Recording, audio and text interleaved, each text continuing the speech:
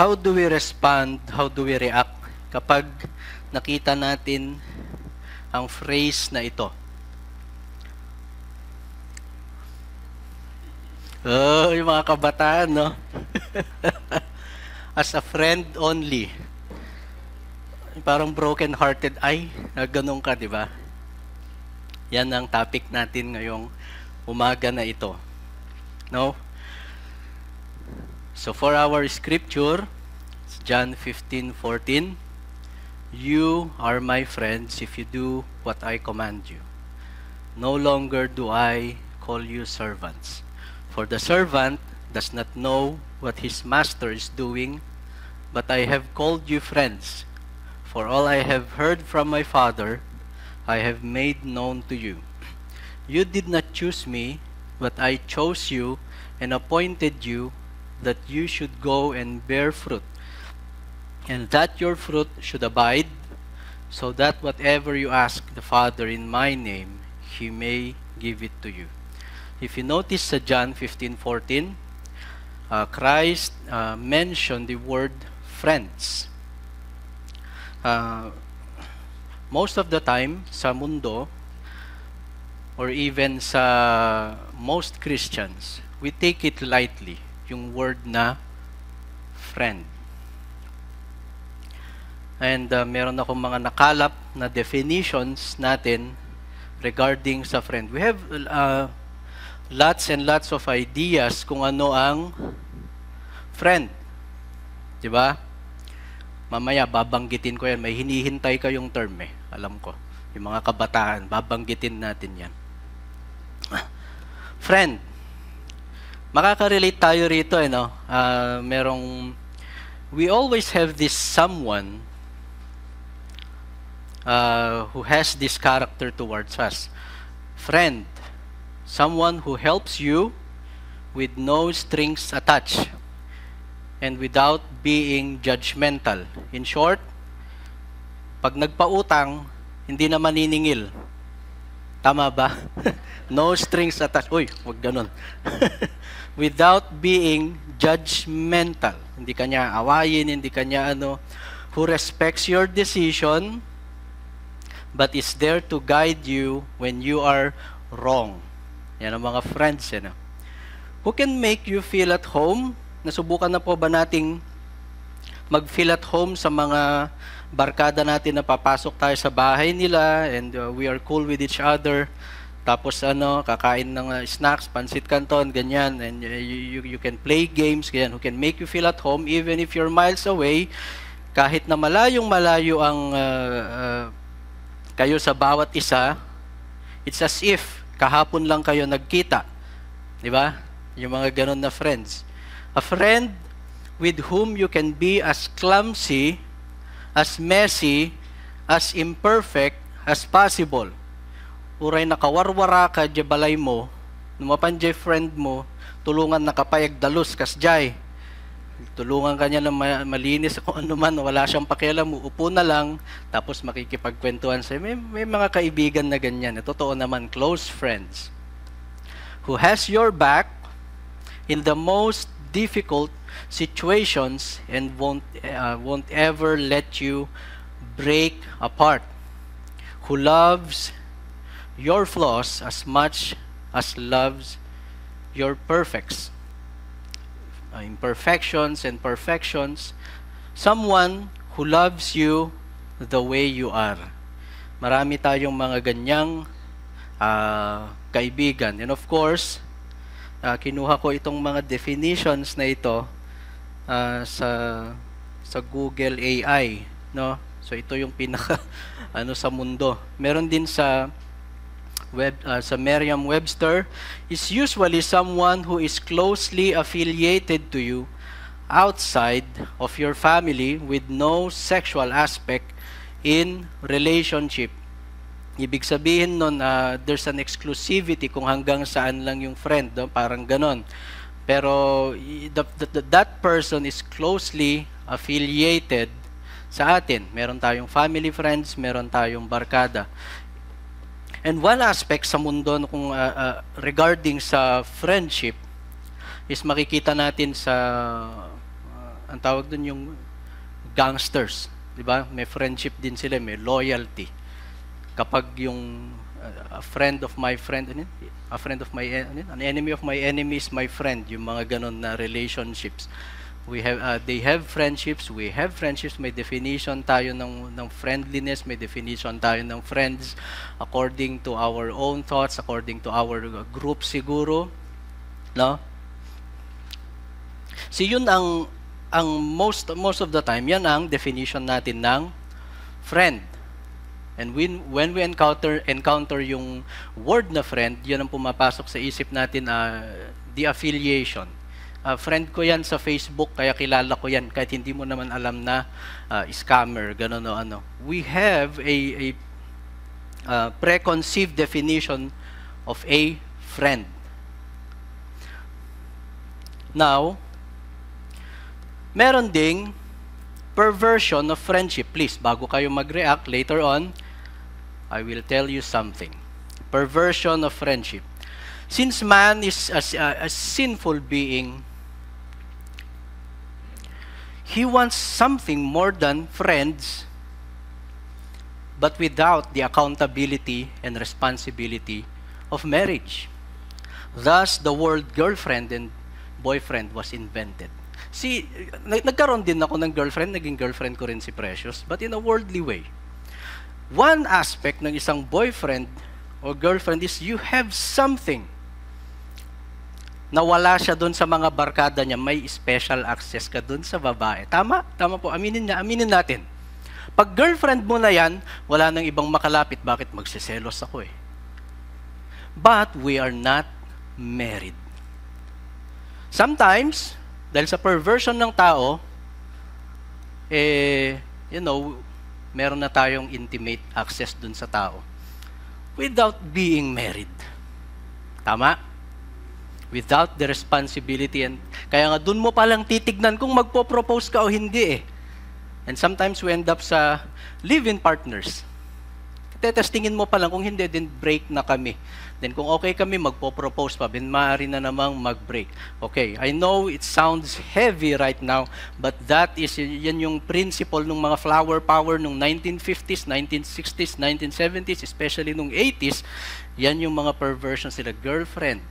Hindi ko sinasabing all in all, absolution in general is wrong. The problem is, girlfriend, boyfriend, is yan ang naging gateway sa fornication. This is why God is so particular sa word na fornication. It's not just the sexual contact between man and woman outside of marriage. It is the consummation of marriage outside of marriage. Ibig sabihin nun, kinokonsume mo na yung intimacy dun sa taong yun kahit hindi mo pa asawa. Kinokonsume mo na siya, yung private time niya. Eh, hindi mo pa naman asawa. Ngayon, sasabihin ng mga iba, kaya nga ako nagkakaroon ng karelasyon para merong mag-ingat sa akin, mag-ingat sa dignity ko, ganito, ganyan. Tsaka lang natin dinidesire yung purity na yung lalaking ito, yung babaeng ito mag-iingat sa atin, whereas God commanded us to be personally holy. See, sa church, sinabi ng Panginoon sa New Testament na ang women, na ang men, iingatan nila ang teach the younger women to love their husbands. We are familiar with that commandment, tama? Sa mga lalaki rin to love their wives. If you are a single person now, how do you love your husband? By being pure. One function ng church is to take care ang dignity ng mga women. To protect yung purity and holiness ng mga women. Men are to teach, to protect the dignity of women also. That's why God commanded us to be sober-minded, extreme, to the highest level ng self-control for that. Tandaan po natin ng marriage is not all about reproduction. Marriage is a picture of the covenant of Christ with His church. Pag darating ang Panginoon, ang matatagpuan niyang church is what? Pure, holy, undefiled. This is a picture. Marriage is a model ng salvation at relationship natin as a church with Christ. Na ipinipicture naman ng mga tao sa relationship nila, tawag dito, with each other. Everything is about Christ and His church. About God, the Godhead, and His church. We are always part ng covenant. Yun nga yung preaching last time, yun din yung preaching na, yun yung in-study namin sa YAF. It was never about us. It's always about yung covenant natin sa Panginoon through Jesus Christ. So yun ang model ng marriage. So we do not take it lightly. That's why in the old days, talagang kinikip nila as much as possible yung Maria Clara, yung mga ganon-ganon kuno na mga principles. Yes. But the problem is they cannot find a godly way. It's always a worldly way ang principle natin. Nagiging tradition siya na too much. But if we look in the Bible and model our principles and holiness and walks of life and relationships sa Bible, we would understand ano ang principle ng marriage, boyfriend and girlfriend. Yes? So kayong mga lalaki, kung may girlfriend kayo, you make sure keep your girl pure and holy before the Lord. Kayong mga babae, you keep yourselves holy and pure before the Lord. Dahil covenant natin sa Panginoon yan, pinipicture niyan ang church. Okay? So pwede na tayo mag-end sa topic. Yun lang. Okay. Now, at dahil ang tao nga ay makasalanan and he is very lustful sa ways niya, he made another principle. Friends with benefits. Hindi mo siya girlfriend naman ngayon, hindi mo naman siya boyfriend, pero friend kayo, magkakilala kayo. Sino po rito naka-encounter? I know this is a bit, medyo maselan yung topic. With benefits, ibig sabihin, you may have your sexual intercourse, kahit magkaibigan lang kayo, then alis na, barkada na ulit kayo. Without the accountability of girlfriend and boyfriend. Kung ang girlfriend and boyfriend create ng tao na ma-enjoy nilang bawat isa even in the private and the most intimate terms, without the responsibility and the accountability of marriage, ganun din ang ginawa ng friends with benefits. Perversion. Ever since man ay na-separate na sa Panginoon, all his ways are perversions.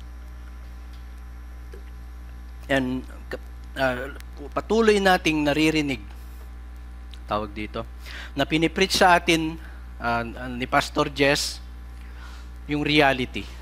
As long as we do not see yung reality na lahat ng principles ng tao outside of God is perversion.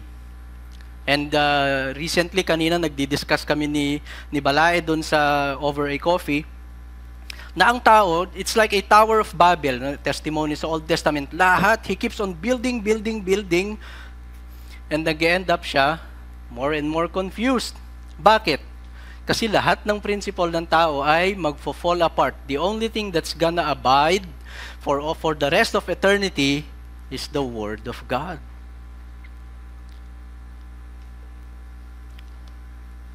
True friendship comes only from Christ. John 15:14, "You are my friends if you do what I command you. No longer do I call you servants, for the servant does not know what his master is doing, but I have called you friends. For all that I have heard from my Father, I have made known to you. You did not choose me, but I chose you and appointed you that you should go and bear fruit, and that your fruit should abide, so that whatever you ask in my Father in my name, He may give it to you." This is a testament, hindi to basta-basta na si Christ is nag-appear lang siya out of nowhere, naglalakad siya din, sasabihin niya sa atin, you are my friends. God never takes it lightly, the word friend. Bakit?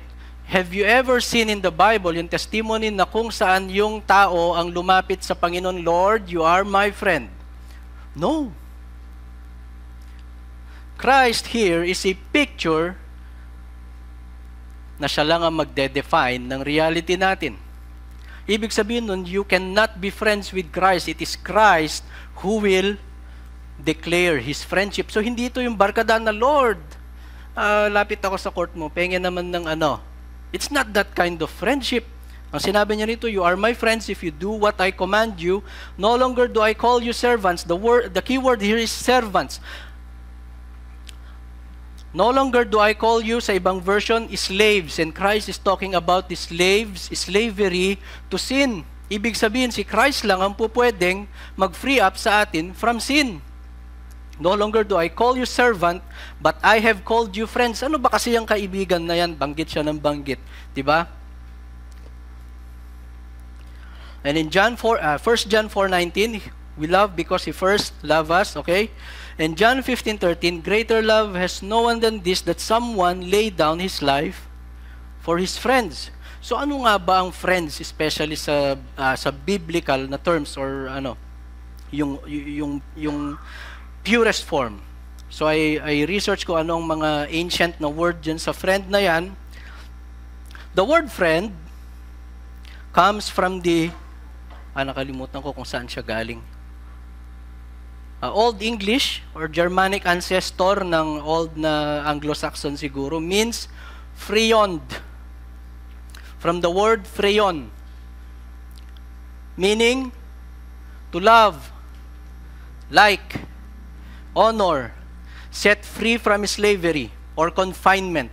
From the Germanic ancestor of the present participle word freon means the one who loves. And sa ancient Greek is the word phileo, to love. In the New Testament, the word philo is used to describe someone who is loved dearly. Yan ang ginamit at ibig sabihin ni Christ. Sinabi niyang, I now call you friends. Anong ibig niya sabihin doon? I now love you, honor you, and set you free from slavery, from sin. And you are now someone, dun sa freyon na word, the one who loves me. It's a divine enablement ng Panginoon. Itong term na ito, it's a divine enablement ni Christ dahil sa perversion and slavery natin sa sin in the darkness, we cannot love God. It was Christ who declared first. We can love, we can be friends, the true aspect of friends, because Christ declared us to be friends. Someone who is free from sin. Someone who is honorable. Someone who will love back. And of course, dun sa philos na word din, someone who is loved dearly. Ang word na friend sa eyes or sa principles ng Bible, it's not taken to be lightly taken.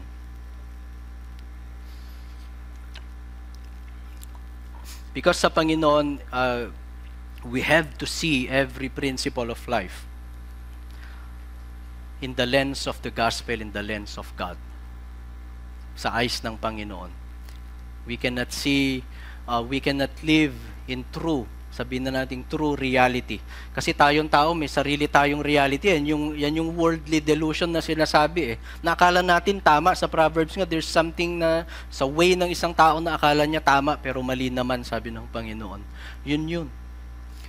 If we fail to understand yung relationship natin sa Panginoon, we cannot live in true reality. We cannot come sa church at sabihin natin, friend ako rito, ganito ako rito, if we do not practice yung law ng Panginoon. Marami tayong kaibigan. Sino ba rito ang may kaibigan sa akin? Ayaw niyo akong maging kaibigan. Sino rito ang mga magkakaibigan? Sometimes meron tayong mga small circle of friends, meron ding mga circle of friends, si ganito, si ganyan, meron yan eh. But true friendship, we have to see it sa lens ng Panginoong Jesus, meaning we have to be honorable with one another, we have to be holy with one another, we have to love one another. Kaya nga ang commandment niya doon sa scripture reading kanina is, this I command you to love one another, because that is friendship, to love one another. Kahit pa hindi mo besties yan, kahit hindi mo yan ka-chat sa Facebook, kahit hindi mo yan friends sa Facebook, o kahit pa may atraso sa atin yan, you have to love. First, dineclare ni Christ sa atin kung anong relationship natin sa Kanya. Now that you are friends with me. Siya lang ang may kapangyarihang gumawa nun. Therefore, I command you to love one another, to be friends with one another. God called us to be a friend to our neighbor. Beloved, let us love one another. For love is from God, and whoever loves has been born of God and knows God. 1 Corinthians, let all that you do be done in love. In John 13:34, a new commandment I give to you, that you love one another. Just as I have loved you, you also are to love one another. In Romans, the definition of love is, naging memory verse yan sa youth fellowship or youth camp. What is love? Love does no harm to his neighbor. Friendship is love. Friendship, being a friend, means you do not harm your neighbor. Ano yung definition ng harm sa biblical na terms? Yung sasaktan mo ba? Pagsasalitan mo ng masasakit, masasama? Friend, according sa Proverbs, nagre-rebuke din ng friends, di ba? What does harm mean? So, absolute na term, ang harm is, hahayaan mo siya mapahamak sa kasalanan, so that's why necessity ang rebuke and correction. Harm. Kaya ang relationship natin sa bawat isa dito is huwag nating hayaan ng bawat isa na mahulog sa kasalanan. So, be a friend with one another. Kung kailangan mong i-rebuke ang kapwa mo, you have to rebuke, you have to correct. Harm. Love does no harm to his neighbor. Pag nakita mo nagkakasala na yung kapwa mo, wala ka pa rin ginawa, then you are not a true friend. Because hinayaan mo siya na mapahamak sa kasalanan niya. Friends, love. Love does no harm to his neighbor. A friend does no harm to his neighbor. God called us to be a friend to our enemies also. In Proverbs 25:21, if your enemy is hungry, give him bread to eat. And if he is thirsty, give him water to drink. Do not rejoice when your enemy falls, and let not your heart be glad when he stumble. How many of us masaya rito kapag yung kaaway natin dito napahamak? Meron tayong nararamdaman na galak, di ba?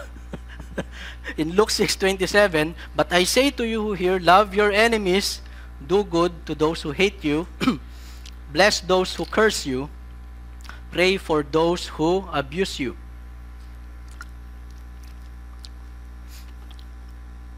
See, sa commandment ng Panginoon, the Lord tells us to be a friend even to our enemies. According kay Christ, what gain is it? Ano ang silbi? Sabi ng Panginoon, kung ang mahal mo lang ay yung mga nagmamahal sa iyo pabalik. What reward is there? Sabi niya.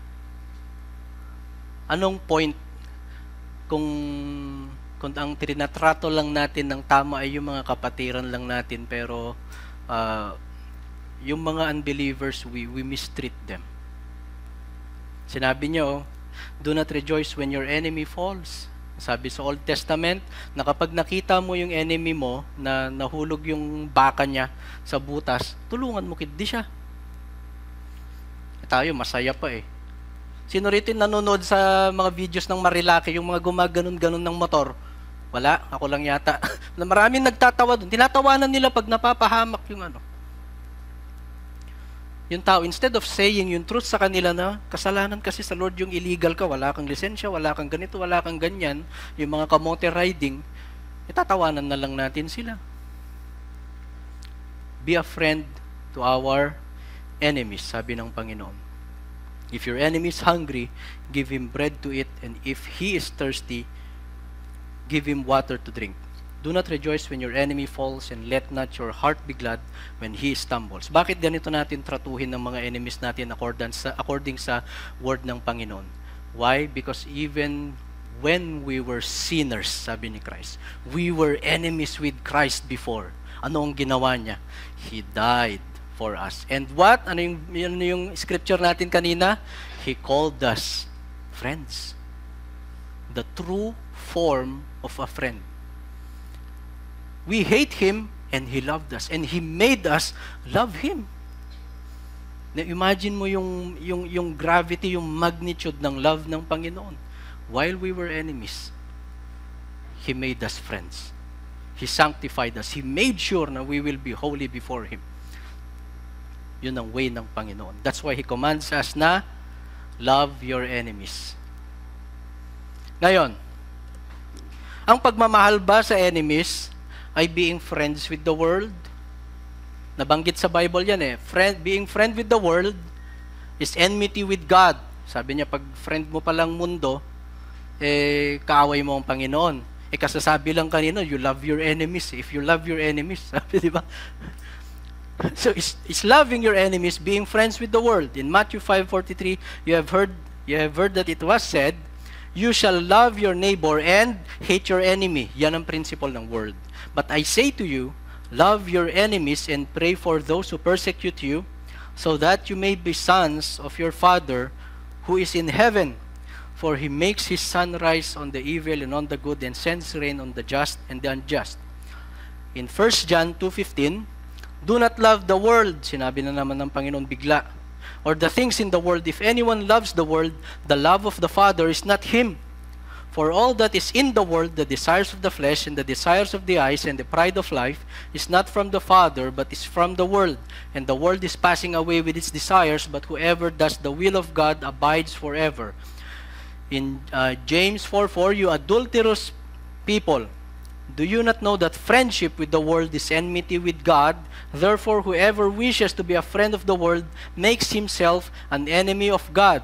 Naalala ko yung merong nagsabi sa akin noon na, tinanong ko, bakit ka naglalasing, ba't ka umiinom? Ang sabi lang sa akin sabi ng Panginoon, you love your enemies daw. Kaya love ko ito, enemy ito, di ba? Sabi niya, nayakap-yakap niya po yung alak niya. Sandali. Ang sinasabi rito sa 1 John 2:15, na ang world is not the person na supposed yung enemy natin. O yung enemy natin, enemy na sinabi ng Panginoon is the person. Pero yung world na sinasabi ng Panginoon dito, the principle ng flesh, the desires, hindi nyo yata mabasa sa likod, sorry. The desires of the flesh and the desires of the eyes. Ibig sabihin ng being friends with the world is we align ourselves sa principle ng mundo. But when we love our enemies, we are not loving the world. We are loving the person. Katulad ng pagmamahal sa atin ng Panginoong Yesus. Christ did not love the world na principles ng world na desires of the flesh. But He loved as His enemies. The person. So wag ninyong yayakapin yung mga alak, yung mga cellphone, yung Facebook. Love your enemies daw kaya gusto ko. No. God is talking about the principle ng mundo. Huwag nating i-align, yun ang ibig sabihin ng friendship with the world. Friendship with the world. Kaya nga, be a friend sa enemy mo hanggat maaari, i-rebuke mo siya, i-correct mo siya, tatanggalin mo siya sa kanyang kasalanan.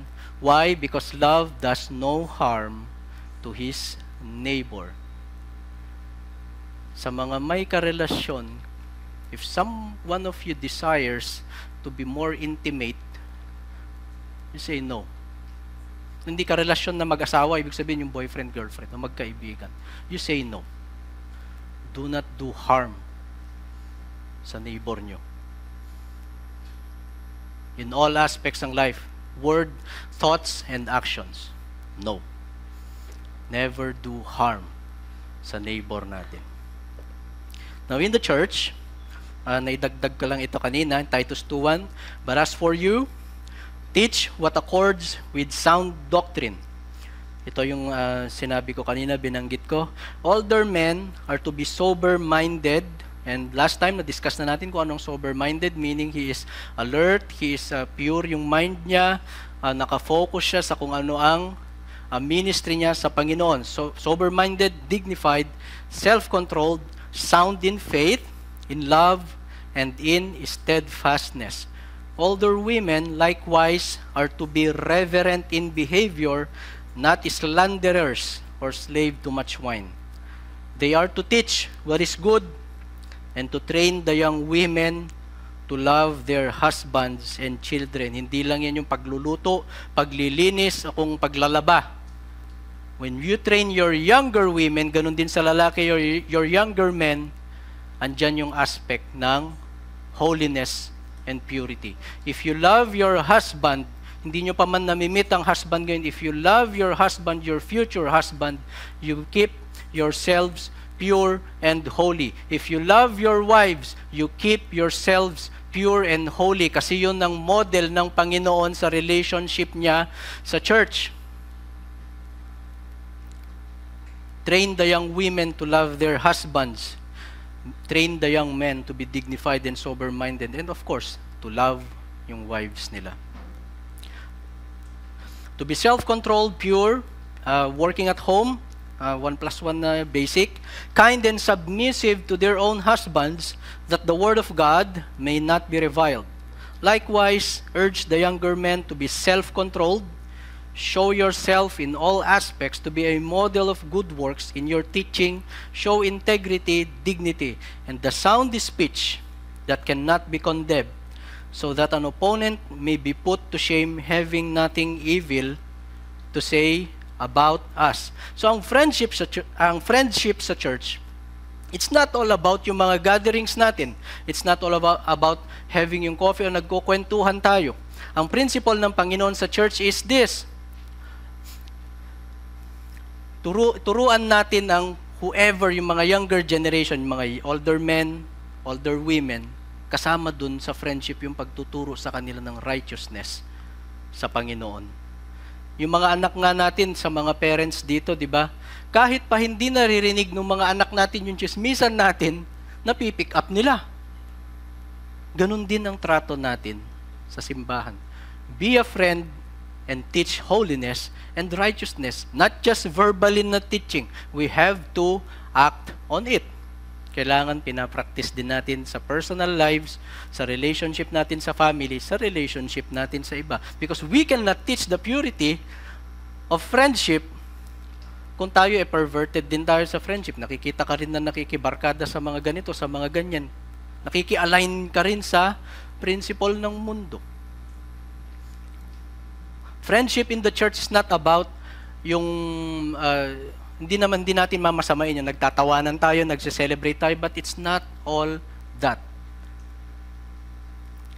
It has to go deeper and deeper kasi ang church, it's one of the beacons na sinet ng Panginoon na spread niya ang gospel niya. So we have to have an understanding, a deeper understanding sa relationship natin sa Panginoon at sa bawat isa. And the most basic na in-establish sa atin ng Panginoon is this: to love Him. If you are my friends, sabi niya kanina sa scripture reading, you are my friends if you do what I command you. Nung sinabi ng, therefore you are my friends, you do what I command you. Ang word, ang law ng Panginoon, ang foundation ng friendship. Hindi yung kung ano-anong mga yung emotions lang natin na in-establish sa atin ng kamunduhan. Ang law ng Panginoon. So kapag pala hindi mo chinismis yung kaaway mo, you are a friend. Why? You obeyed the law of God. So kapag pala nag-helmet ka, naglisensya ka sa pagmumotor, hindi ka kamote rider, you are a friend ng Panginoon. I mean as a believer. As a believer. Yes, you are my friends if you do what I command you. The words of Christ should not be taken lightly na para bang ini-interpret natin ang mga statement ng Panginoon according sa eyes and ears lang natin. No. There's always a deeper meaning than that. Lapit na tayo. Summary. The biblical friend. A true friend loves at all times. Proverbs 17:17, and his love does no harm to his neighbor. In Romans 13:10. Because that love is from above. Some short summary lang ito ng maraming definition ng Bible sa biblical na friend. A true friend loves the Lord and his neighbor. Matthew 22:37, the greatest commandment. Christ is our only true friend from above, and we now can become true friends to our neighbor because Christ conformed us to be his friends. John 15:15. See, when we talk about yung sa Proverbs, sa Bible, or whatever passage sa Bible, anything good na dinidescribe sa Bible, is Christ. That one friend is Christ. The true friend loves at all times, sabi sa Proverbs, that's Christ. And his love does no harm to his neighbor, that's Christ. Because that love is from above, that's Christ again. Okay? But, since tinawag tayo ng Panginoon na you are now my friends, sabi niya, we can also love at all times. We can also do no harm to our neighbor. Huwag po nating i-misinterpret ang Bible. Yung the biblical friend na yan is talking about Christ. We are enemies sa Panginoon. Kinonform niya lang tayo sa image niya. And of course, nakalimutan ko lang ilagay, a true friend rebukes and corrects and admonishes his neighbor unto righteousness. Kaya nga very particular ang Panginoon sa mga teachings niya na ituro nyo ito. Be a friend and rebuke and correct one another. Okay? So,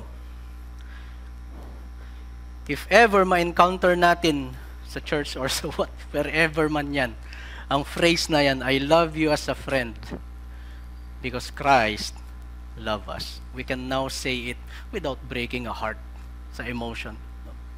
It's because Christ loved us. So, good morning po everyone. Sana naka-serve ako sa inyo.